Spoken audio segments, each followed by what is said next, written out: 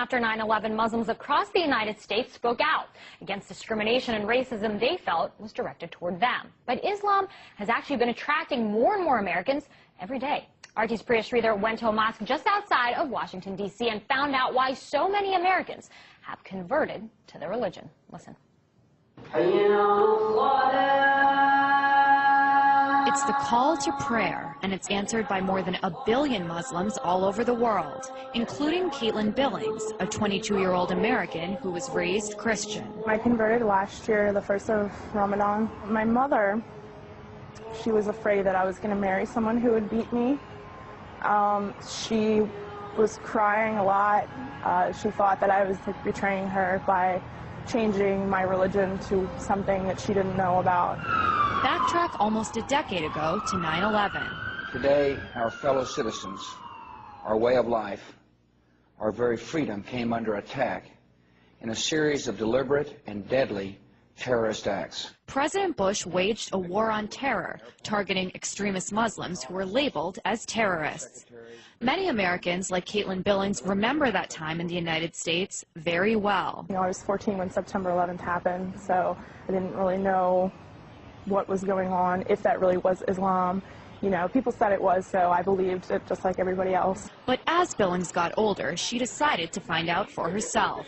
And her investigation led her to the Mustafa Center, a mosque just outside of Washington, D.C. that has become a haven for many Americans like Billings who have found Allah. A new poll found that almost 40% of Americans believe that Muslims should carry identification cards. Despite that, 20,000 Americans every year decide to convert to Islam. These converts say they don't regret their decision at all. It's a choice that they must think about every day. Around the world since 9/11, Muslims have battled bans of their religious clothing, profiling in airports, and discrimination in their everyday lives. People that I knew since I was very small think that I've changed personalities because of this. They don't see past the scarf. They just see the fact that I've changed. After joining a class to learn more about Islam, Carl Dodge also decided to become a Muslim. One of the big jokes that I've always made is before I actually sat down in the class and opened my Quran, everything I knew about Islam I had learned from CNN, And a lot of people are like that. So there were some negative reactions. And when it comes to the mainstream media, the depiction of converts can be somewhat extreme. The Pakistani officials have arrested Adam Gadam. This is the American-born spokesman for Al-Qaeda. Fox's First, there was John Walker Lind, the Californian who converted, joined the Taliban, and ended up fighting with them in Afghanistan. And then more recently, it was Jihad Jain, the blonde-haired, blue-eyed convert who allegedly recruited people to wage violent jihad. And for many American Muslims like Dodge and Billings, the portrayal of converts is disturbing. It does upset me a little bit because there's a lot of preconceptions people have, and until I actually took the time to open a Quran and see what was written, that was my only impression of Islam, is what I had seen on TV. And in the United States, they say a culture of Islamophobia just doesn't make sense. It's a right to practice your religion. That's what this country was founded on. Not only, is it supposed to be that way here, this country was founded on those principles. That's, people that started this country were fleeing religious persecution. I just had somebody ask me the other day, so are you against America now? And it's like, okay, I'm a U.S. veteran as well. I served in the U.S. Navy.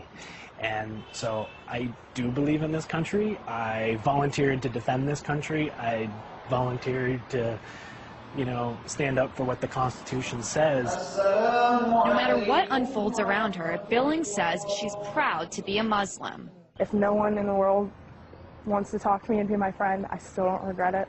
I am completely happy right now. Happier than I've ever been in my entire life. A happiness that might not make sense to those around her. Priya Sridhar, RT, Annandale, Virginia. And Priya joins me now for more. So Priya, how do the converts in your story, how do they feel about this whole, mosque controversy, the burning of the Quran? Because we talked about how Muslims all over the world feel about it, but what about those here in the United States, especially those who actually converted? I mean, they're angry about it just like most of the Muslims in the United States. For them, converting to this religion, they had to change their lifestyles a lot. They pray 5 times a day, as you saw in my story. They wear headscarves. So for them, because of all these transitions, they have grown into a community where most of their friends and their family members, a lot of them have married Muslims as well. So, they're more sympathetic, and they feel that, most of these actions, the people who are against the mosque near Ground Zero, or the pastor who was planning to burn those Qurans on 9/11, are speaking because they're misinformed, which is another kind of topic that I mentioned in my story as well. That's right. I mean, a lot of them had said, look, I saw one thing in the media, but I wanted to find out for myself, so I picked up a Quran. I want you to just elaborate a little bit more on that. Well, Dina, I think an important thing to remember is that, although this country is supposed to be a melting pot and it's supposed to be very diverse, that only happens in certain cities and different regions of the country. There are places in America where people literally have never met a Muslim person before, so their only kind of perceptions are shaped by the media and what they see on TV. It's just like the way people on the other side of the world have certain impressions of America because of what they see on TV. So for them, all they saw was these wars in the Middle East, these very extremist Muslim terrorist groups, and then, what the American media said about converts wasn't helpful as well. You saw Jihad Jane, you saw Adam Gadon. So their point is that there are very ordinary people who convert to Islam simply because they found this religion that they believe can give them hope and, what everyone finds in whatever religion they have. And so they wish that there was more coverage of that kind of conversion as well. Definitely an interesting story. RT's Priya Sridhar there.